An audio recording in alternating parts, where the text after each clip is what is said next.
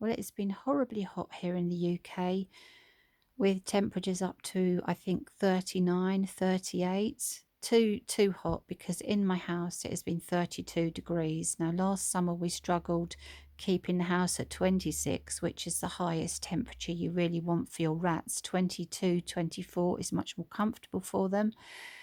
And we struggled last year, and this year I was actually glad we didn't have any old rats that we were trying to keep cool, because it's been 30 degrees downstairs and 32 upstairs. And even with our fans, 3 of them directed from the corners of the room into the middle, it's been so difficult. There's been no breeze coming in, and it has been absolutely horrible. Now, some people will recommend don't use a fan, it makes no difference. But if you can keep the room cool, it will help your rats. And it does encourage the air to circulate. But the important thing with a fan is don't blast it straight into your rat's cage. So you want the area around your rat's cage to be cool, but not actually into your rat cage, because you don't want to chill your rats. I have got a video on keeping your rats cool in the summer. And just a couple of points from that video that I want to expand on is that I do tell people, do not put freezer packs or ice blocks into your rat cage. Now, the reason for this is that they will melt. As they melt, they will create moisture. The moisture will make your rat bedding wet. And then, because it is warm and warmer than normal, the bugs will breed very rapidly. And then you've got lots of bacteria in your cage and lots of bugs, and it's really not going to be nice, and it's also going to make your cage smelly. So remember to make sure that you clean any wet paper and your little toilet corners very regularly.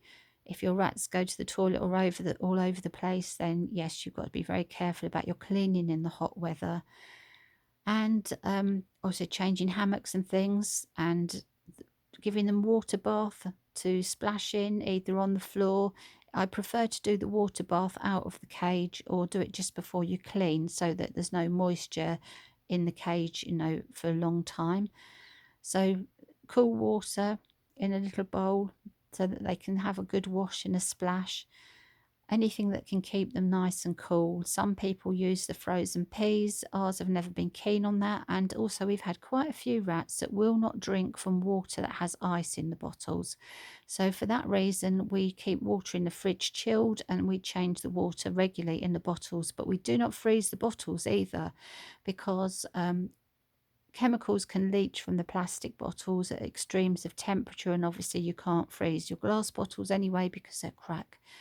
So, we've noticed a few rats in particular, we think they get the headaches that you get, like from eating ice cream sometimes, and very cold food.